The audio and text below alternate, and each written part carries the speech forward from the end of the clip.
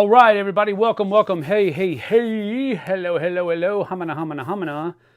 I don't know why I did all that, but anyway, I am ready to go. Today, we're going to be doing a live review of Xylotar.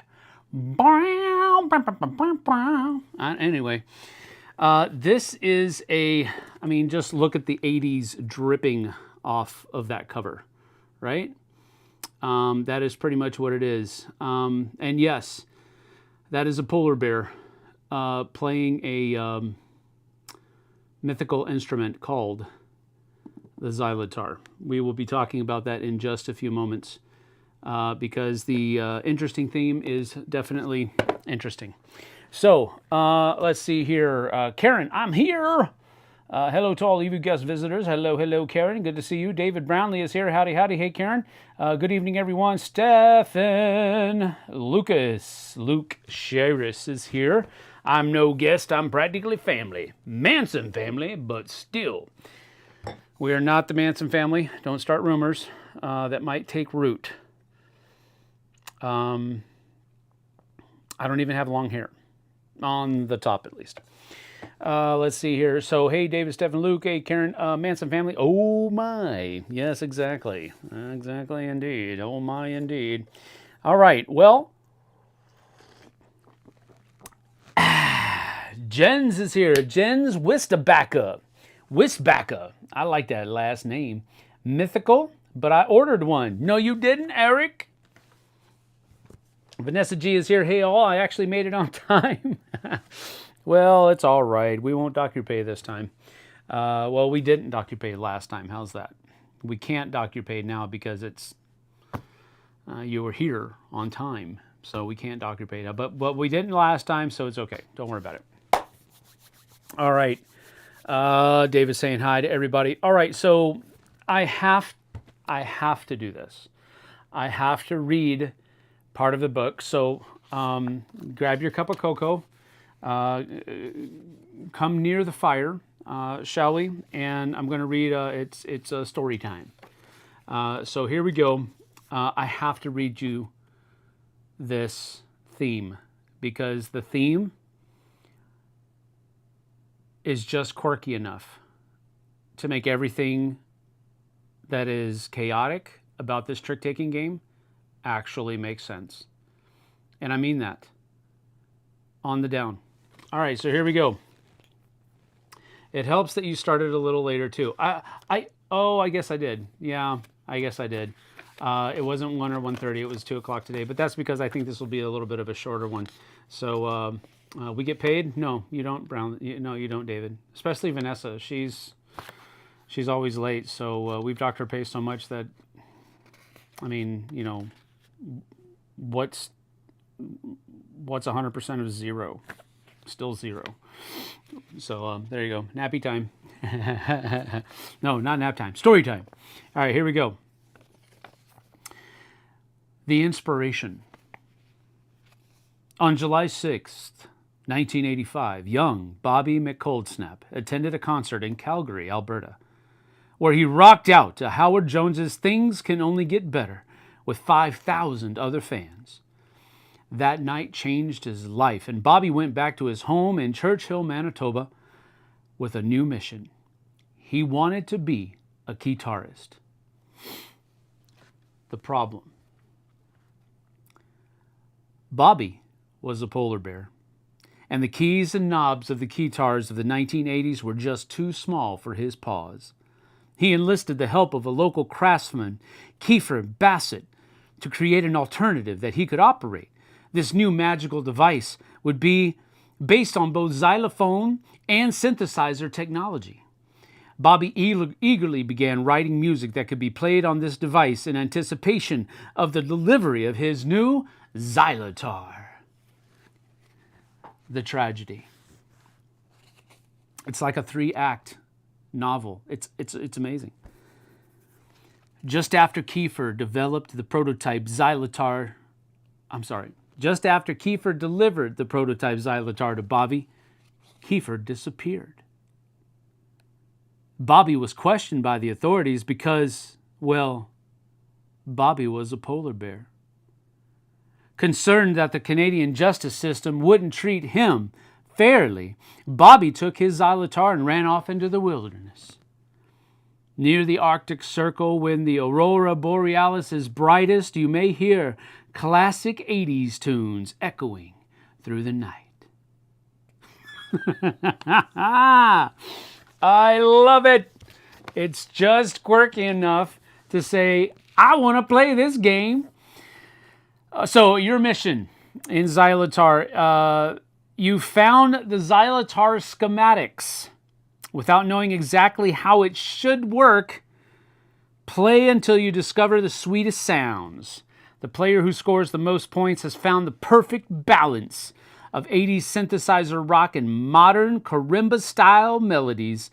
Only then can you mass-produce the Xylotar, succeeding in your goal of achieving moderate commercial success. Anyway, I love it. The theme for this game is wild. It absolutely is. Eric says he was at that concert. Primo. Very nice. What is love? That's right. I actually played this game once. Didn't like it, but I don't like trick takers, so it was kind of expected. I feel you. I feel you, Vanessa, because trick takers are definitely on the lower end of the spectrum for me as a gamer. I don't dislike trick-taking games. However, I usually don't want to sit down for hours and play a trick-taking game. That's not my bag. So the trick-taking games that I do like usually have some type of quirky nuance, some type of weird rule that would often throw off most trick-taking games, trick-taking gamers, and they go, I don't want to play that because I don't like that. I don't like this part of the rule set. I don't like this part. I don't like how they work together. Usually, if you find a trick-taking game that's like that, that usually puts off trick-taking gamers, I'm more interested in it because it's got some quirk, if I can use that word as a noun. Sam the Storyteller. It looks very fun. And how you pass the cards are a fun twist. Yes. All right. Hard to solo trick-taking except for Norwood. All right. So here we go. Let's get down to the table. We'll go ahead and explain how the game works, and we'll go from there. Now, I can barely fit a 3-player game on here, so that's all we're really showing is a 3-player game. So what you have to do is that, first of all of the cards are dealt out evenly. In a 3-player game, the orange and the red cards are taken out of the deck, and yellow becomes trump. All right? Normally, red is trump, but in a 3-player game, yellow becomes trump and orange and red are taken out. So all of your cards are dealt out to you out of the entire deck. And then what you have to do is you have to go through and put all of the cards in numerical order, with the lowest card being here on the front and the highest numbered card being here on the back. All right, so I have the 0, that's going to come up here. If you have numbers that are the same, but from different colors, you can put them in whatever order you want. All right, so those ones can come up here, and I'll put them in front of the pink one. No big deal. This 5 over here is going to go way back over here and before the 6, and then the 4 is going to go in the 4. The 1 comes over here, and you will just put that in there like so. And then we have some other ones that we have to make sure, so that 2 can go right there on top of that 3. And so now that we have all of them in order, and the decisions that you make as far as what numbers get placed where is part of the fun of the game, because you know that this 1 over here is trump, but maybe you want to put it way over here so that the person who is going to be playing this hand thinks that that is a higher number than 1 because it's a trump and it's a higher number. So maybe you want to do something like that. Those are the kinds of decisions that you can make when you have the same number in a number of different colors. So once you have done that, you'll take your high note card and stick it back here on the very back, denoting that this is the highest note. You'll close it and turn it over. So now it is high note on top, low note on the bottom, and you will actually pass it to the person on your left. So this person would have passed this to me, and now, actually I can leave that out there, can't I? And now I'm going to take, without looking at the cards, I'm going to take high note over here and put high note next highest, and so forth and so on, all the way down until I get to the end there. And now I have assembled my Xylotar for this game. Okay? Now the person who went, person to the left of the person who dealt is the person who goes first. And from this point on, it plays very much like a it plays very much like a regular trick-taking game. So this person over here can lead from any card that they want, except they can never lead with their highest note.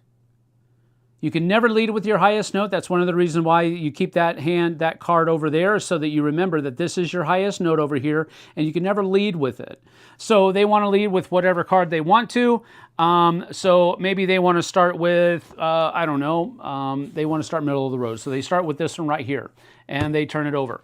So now this 4, I have to follow that 4. This person over here has to follow the 4, but it has to be the lighter color blue, not the darker color blue here.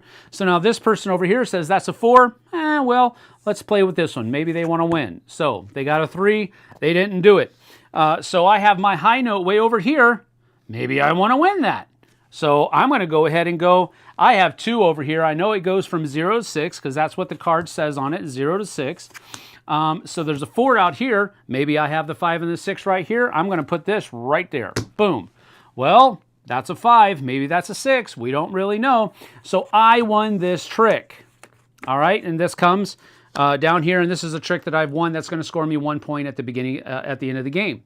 So now I get to lead. I can't lead with my highest trick, but maybe I have this one right here. Everybody else has, and it's lower.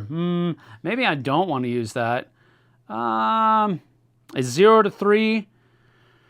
It's probably not the one that I need, so I'm going to use something else. I'm going to go with this one right here, and I've got a 3. Now, this person has only 1 blue card, and it's way down there. So there, that's a 0. All right, not looking bad. So maybe I want to play one of these out here. Let's go ahead and play this one. So, because looks like I probably would win it. So now they're going to go ahead and take this win. All right, so this is how the game plays, but there's another twist that's added into it, and we'll go ahead and show it on this next turn. Now they're going to play, and they're going to go with this card right here, knowing that that's the highest one out of this set, 0 to 5. So that's the highest card. Everybody has to follow suit. All right, well, I'm just going to throw off because I know this isn't going to beat that one. So, but over here, this person has a lot of trump. They don't have any red. I'm sorry, any blue, dark blue. So maybe they're going to play a trump card. But before they play, I have to announce that I'm going to bid. Now, bidding is such that you're going to choose a couple of cards from anywhere in your Xylotar that are adjacent to each other. So I could choose these 2 cards right here if I wanted to. I could choose these 2 cards right here. Even though there's a gap right here, they're still considered to be adjacent. And I'm going to look at them. And then I'm going to show them to you. I'm going to look at them and I'm going to determine, do I want to bid that I'm going to get 3 tricks, or do I bid that I'm going to get 2 tricks? All right, so let's see here. I'm going to say I'm going to stick with 2, and these have to go back in the right spot, but this one stays up as my bid. All right, so my bid now is 2 tricks. I'm going to bid 2 tricks, and that's what I've got going for me. I've already got one. So what does this do? Well, if you hit your bid exactly, you're going to score 5 extra points at the end of the hand. But every trick that you win will score you 1 point, regardless of whether or not you hit this trick, this bid. All right, so I have played mine. Now they are going to play, and they're going to want to win this one. So they're going to play out here. It's a 0, but it's trump, and it wins everything. All right, so after they play, they're going to bid. And let's say that they pick these 2 right here. Boom, ooh, 3 and 4. They have a lot of trump out there, so they're going to pick 4 as their bid. And this one goes right back down here, and they have their one bid, so like that. Now, you can bid whenever you want during the course of the hand, but at some point in the hand, you have to bid. Because that's how all of the, you'll have an equal number of cards and tricks for everybody. So now that they won, they're going to try to get up to those 4. So let's see here. Let's start with this one. It's not their highest, but they're going to do that. And then these guys have to follow suit. So we'll play like so, and then I have to follow suit as well, so I'll play low as well. And now they have another trick, so now they have 2 out of their 4. Now they're going to play this one, and this one has to come out as well. Oh no, they lost it. I have to play as well. So now this person won. So now they have 2 tricks. Oh dear. So now they're going to lead with this one. That's a 5 green. I only have 1 green over here like that. And this person has 1 green. It goes 0 to 7 on this one. So yeah, we'll probably use this and see what happens. And it's a 6. So they won that one as well. All right. So now they have 3 out of their 4 tricks. They can't use their highest card to lead. So I think what they'll probably do is play this one. That's a 3 purple. This person only has 1, so they're going to play that out. So they're not going to win this one, so now they're going to bid.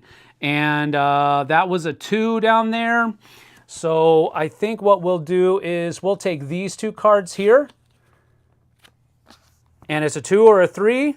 They're going to say they're going to get 1 more, so they're going to bid for that 3 as far as how many tricks they're going to win. I have a purple out here. And so we're going to go with this one, and that is my 2nd trick. So since I bid 2 and I've got 2, I really don't want to win any more out of this entire hand. Now, you can scoot your cards in as much as you want anyway, doesn't matter. So I want to stay right where I am, because right now I'm scoring 7 points, which is the most I can score. If I don't hit this, if I get a 3rd trick, I'll still score 3 points, but I really want to hit this and score 7. So maybe I just want to start sloughing off. I play the 0. They have to follow suit, but they really are kind of, they got 2 trump. They're in trouble. So they're going to slough off. And then over here, these guys have a couple other ones. And so he's going to win. That's his 3rd trick. He doesn't win any. He doesn't want to win anymore. And now he has to lead. So he'll go with green right there with that 3. And I don't have any green, so I can't follow suit. I'm just going to leave that out there because it's not trump, so it's not going to win. And then he has to follow suit with green right here, which is a 0. So he won another one. So that's 4. He missed his bid, but he still has 4 points. So now he's got to go again. And now he just wants to win it all, right? So he's going to go with this. Maybe it won't. Maybe it will. I have to follow suit. So I'm good there. He still needs to win 1 more trick. So he'll trump with the high one over here. Boom. And that's his 4th. And now he's going to lead with that. He can't follow suit.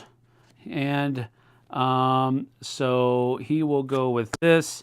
I will go here like that. Dadgummit. So I won that one, which throws me off. So I throw my last card out there. It's a blue. He trumps it. And he doesn't. So he actually won this one. We all missed our bids. So he got 1, 2, 3. No, wait, did he win it? No. No, yeah, I put it in the wrong sentence. So he got 5. So that's 5 points. He got 1, 2, 3, 4. He got 4 points. And then I got 1, 2, 3 points because I missed mine. And then we would basically shuffle everything up. And it's the first player to reach, I believe it's 15 points. Let me double check though. After 3 rounds, the highest score after 3 rounds. You just play highest score after 3 rounds, and that's who wins. Now, another cool thing about this game, and I'll get to what everybody is. Let's see if Sammy hit the high notes. I definitely couldn't in that turn. So you do have a 2-player variant in here as well. So that's a pretty cool thing as well, where you have a 2-player trick-taking game. They do have provisions for 2 players in here, so it does go from 2 all the way up to 5 players, and it's a pretty wild time. So let's see what some people have going on here. Funky setup for the cards. Yep. But Howard Jones, I would have gone with Devo. Yeah, well, you know. Let's see if Sam hit high notes. I definitely can't. The only trick taker I don't mind is diamonds. It's quick, simple, and comes with pretty plastic gems. Hearts is my favorite trick taker, Matthew says. I also like special abilities and diamonds that occur depending on what suit you win the trick with. Cops is my favorite trick taker. Cops? Never even heard of that. Hey, yo, love this game. Luke, love thy nerd. Good to see you, buddy. Thanks for being here. Can you shoot the moon in diamonds? I don't know. I can't stand the bidding mechanism. What? How can you not like this bidding mechanism? This does not seem like a traditional Sam Healy type game. It is not, Joker. Yes. I made it through 1 round and said I'm out after that. Where are the Vikings? That's where I forgot his name.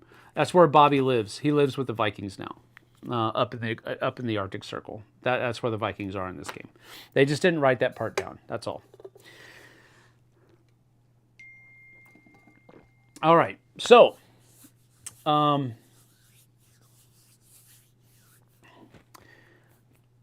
Joker, yes, said it.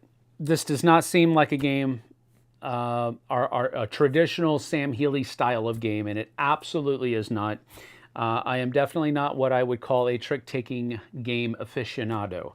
I do like some, and there have been a couple here recently. I just recorded a review for another trick-taking game that's going to go up on the Dice Tower next week. That is also one that I enjoy.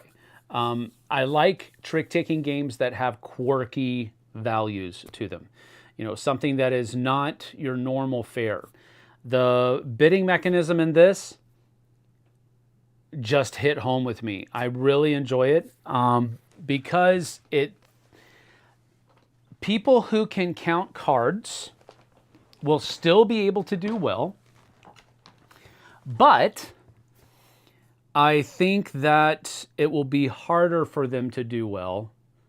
Now, I say that I've played this game with a number of different people, a number of different player types. There were still people who were going, you know where the cards are, don't you? And why are you wondering? You know exactly what cards you need to play. And I'm like, no, I don't. Because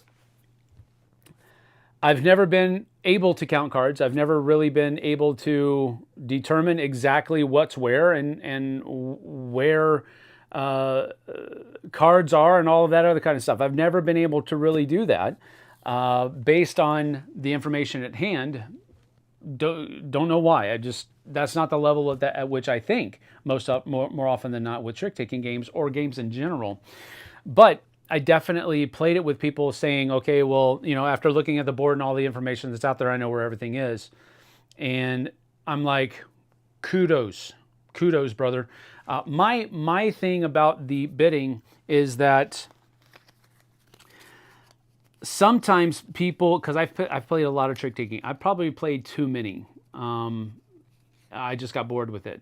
In school, we played Rook. In college, we played Rook until my eyes bled. And that's what everybody was playing. We actually had Rook tournaments in college. And it's like everybody had their own little, their own partner, and everybody was, you know, not table talking, but they had their own body gestures and all that. That was table talk. Oh my goodness. And you would have people that they took the game very seriously. No, I don't take trick-taking games seriously. Which is maybe why I enjoy this game more than I probably should. I think people that do not enjoy this game are in two very generalistic camps. The first camp being people who don't enjoy trick-taking games, of which Vanessa is probably a card-carrying member. The other groups of people who will not enjoy this game are traditional trick-taking gamers who want a little bit more structure. They want to know exactly what to expect and all of this kind of stuff. Want to be able to count the cards, want to know what all the distribution things are and all that kind of stuff. And I don't, that is one of the things that I think people might turn traditional gamers off, is that little bit of quirkiness that's there. I really enjoyed the game. I enjoyed playing it in a number of different groups of people, a number of different player numbers. I enjoyed it every single time. I think it's a fun trick-taking game that is easy to wrap your head around. There isn't a whole lot of, like for me, there's just that one level, well, I guess there's two levels of quirk there. You have to pass your hand to the next person so you know what they have. If you can remember all of that. That's too many numbers for me to remember. But you know what they have. This person knows what you have, and they know what they have, and all that kind of stuff. I think that's a cool little quirk. And then the second quirk for me is the bidding mechanism, where you have to choose two of those keys and flip them over, choose one of them, and put the other one back in its place. I like that bidding mechanism. Rather than, it just made it a little bit more fun, rather than just, you know, see, to me, bidding always felt like a guess. Because where you had a good idea of what you could win based on what your hand had in it, you didn't know exactly where everything was going to lie or when everything was going to be played. So I kind of like that, where you have to make that bid based on, I guess in some way, shape, or form, a little bit more information, because you can see what color cards everybody has. You know what the windows are to all of those colors. You know how many of each of those colors that people have. I kind of enjoyed that bidding a little bit more than just your regular bidding at the beginning of a trick-taking game. Xylotar or Odin? This would be a great at the coffee. This would be great at the coffee game night. Actually, and we'll get that in just a minute, but I would disagree. But I'll speak to why. I'll speak to why in just a few moments. So hold that thought, Karen. I have friends that are obsessed with trick takers. They actually import them from Japan and own like 100 plus. Whoa. It's a brain bender for sure. There you go, Luke. Absolutely. The new trick-taking games are good for trick-taking. Most traditional trick-takers are for partners, a turnoff for most people. Right. Okay. Thank you, Matthew. That's good input. It never occurred to me to count cards. It never occurred to me to count cards. Must be too lazy. No, I don't know that it's... I don't know that counting cards is something that is lazy or not. It's how people feel like you should play trick-taking games, because you need, if your only thing is to win, and that's what a lot of trick-taking games are. You're just in it to win it. There isn't much about the journey that's there. Is this out to buy now? That's a good question. I know this is going to be available at Origins. I don't know the exact release date, but Origins is coming up in a couple of weeks. Well, actually next week. So I would imagine that it's going to be available retail very, very, very soon. There you have it. Go ahead and take a look. I haven't searched to see if it is available now. I know it's going to be available at Origins, which is, I believe, a release date for it. So it should be available pretty soon, I think. Every content creator has a copy. Well, I think they did send out a lot of copies. So, Yokai Septet is a very good recent 3-player or 2v2 trick taker. Cat in the Box is coming too. I'll have to pick this up. Game Nerds has it for $10 on pre-order. There you go. And again, I think the release date is right around Origins Game Fair. Colossal Cat in the Box is. Yeah, there you go. So, what are some pros? Well, I've pretty much already been talking about it. The pros for me are the quirks that are in the game. I like how you have to order the hand of your neighbor, and you know what your neighbor has in their hand, and then you pass it to them, and so forth and so on. I like that quirk. I also like the quirk about the bidding, where you can basically bid at any point during the hand. So, the longer you wait, the more information you have, but the longer you wait, the less options you have to choose from as far as what 2 cards you're going to pick up and so forth. You also might, the longer you wait, that also might give you more knowledge as to what numbers are where in your Xylotars. So there's a lot of cool factor in that bidding mechanism for me. I really enjoyed it.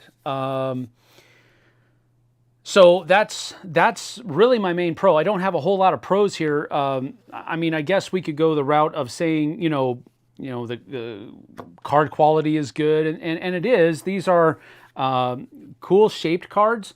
They're small, so that people with smaller hands won't have much of a problem of holding these in their hands. They're not regular poker-sized cards. So that's a cool aspect of it. I do like that they have a slight linen finish on them, a semi-gloss linen finish. I like that as well. The stock of the cards is good as well. So component quality is, I guess, what you would say. The box is also a good size. This is another thing that I like. It's not an overly large box. It is slightly larger than it needs to be. Because these cards will just fit right inside there like that. So they did have about, about an inch around that, but that also serves to protect the cards, I guess, a little bit. So I guess you could talk around that, but generally speaking, I would imagine that they could have made the box a little bit smaller, but it's not that big of a deal to me. It's definitely not egregious like other publishers have been, where they put, this amount of cards in a box that's, so big. So that's another cool thing. They didn't make the rule book bigger so that they needed to make the box bigger. They didn't pull, any shenanigans as far as that's concerned. So that would be a plus. All in all, I really enjoyed the game. I thought the fun factor of the game was also pretty high as far as how fast the game plays. And how quickly 3 rounds can pretty much go. So I liked this game a lot. Now, those are my pros. My con is what we'll go back. Karen said this would be great at the coffee game night. And that actually speaks to the con that I have for the game. And the con that I have for the game is that the footprint that it leaves on the table, or that it takes on the table, is super large. And because you have to keep things in order from highest to lowest, it would be a little difficult to have 2 rows or something. That I guess you could do that, but people might get confused easily as to what end is where and all that other kind of stuff. So the footprint is the only con that I really have with the game, and it basically makes it at a coffee shop game night, makes this one a hard one to pull out, because it takes so much table space. If you have a 5-player game, think about that. This was just 3 players, and I'm using a basically 2/3 of a 4x6 table for a 3-player game. And it was because of how long the keys had to be laid out. It was a large footprint for a table. So that's my only real con with it. Everything else, I enjoyed everything. I love the theme.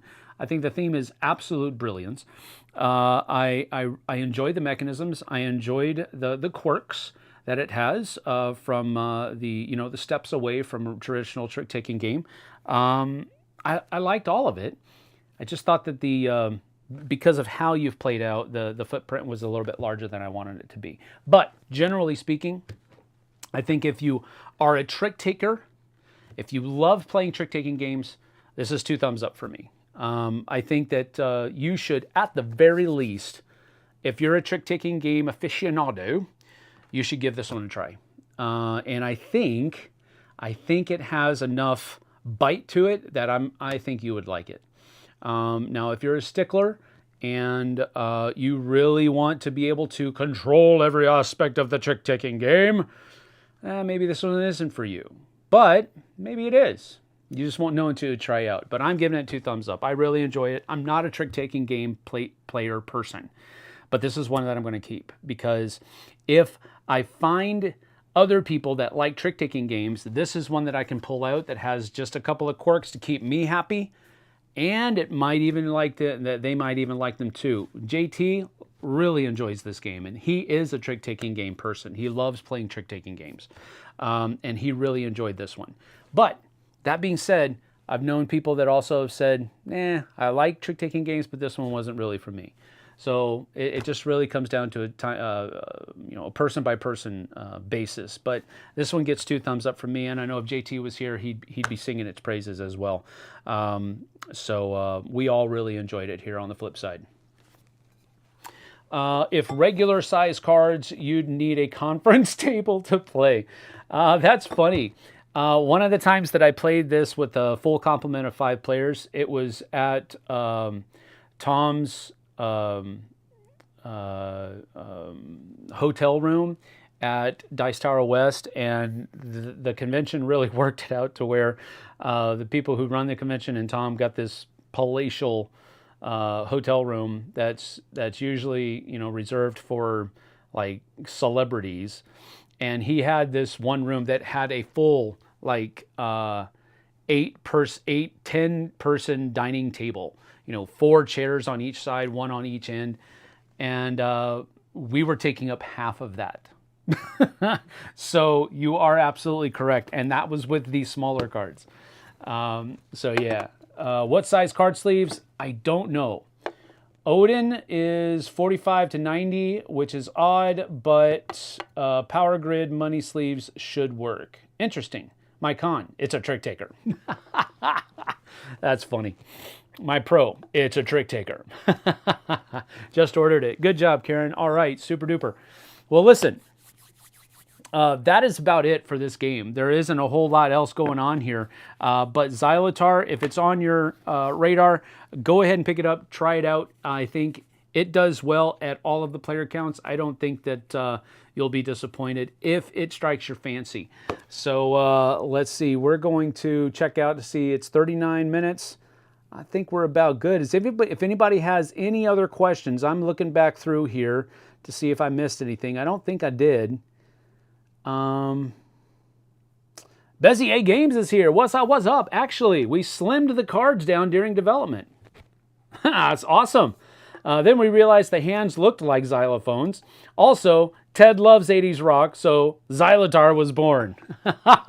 That's great. Thank you for being here. I appreciate that.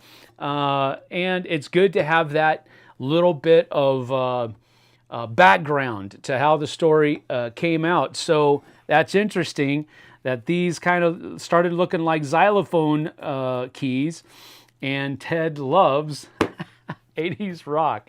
So do I. I like 80s metal, but rock is probably a little bit softer, but that's okay. Game of Trains, David Brownlee says, is not a trick-taking game, but is a quick filler game where you play cards to order your row of cards from highest to lowest. Fun game with fun card art. Interesting. Yeah, card games usually do fall into that filler category, and I think this definitely fills that niche. But its footprint is the only thing, that would, you would just have to provide some way, shape, or form. I could see where you could maybe stack your keys so that you don't have to have this whole wide berth. You can have this much, but it's stacked on top of each other, knowing that, you know, the upper left is your high note, bottom right is your low note, and you go from left to right. I can definitely see making that like a house rule or something like that to maybe provide for that big footprint and maybe solve that problem. If it's a problem, maybe it's not. Maybe you're not sitting at a small table at a coffee shop playing this game and you have all the space in the world. That's absolutely possible. But I would imagine there's a number of different ways that you could do it. But just per the rules, it provides for a rather large footprint. For a card game, at least. That's all I mean. There are plenty of games that have a larger footprint than this. But for a card game, this is a significantly large footprint for the table. All right. Well, that's about that. I appreciate the time that you guys have spending it here with me.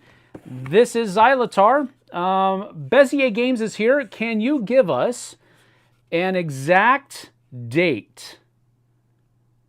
Can you give us an exact date on when this is going to be released? I'm pretty sure I told them earlier that it was going to be Origins right around that time. Do you have a date that we can give out there?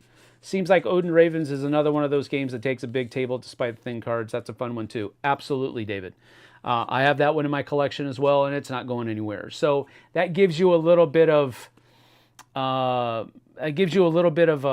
idea on what kind of con that is for me for this game. It's not a big deal, but I do want to mention it because I don't want somebody to take this game to a coffee shop or expect to be able to play it on a coffee table or something to that effect. I want that to be clear.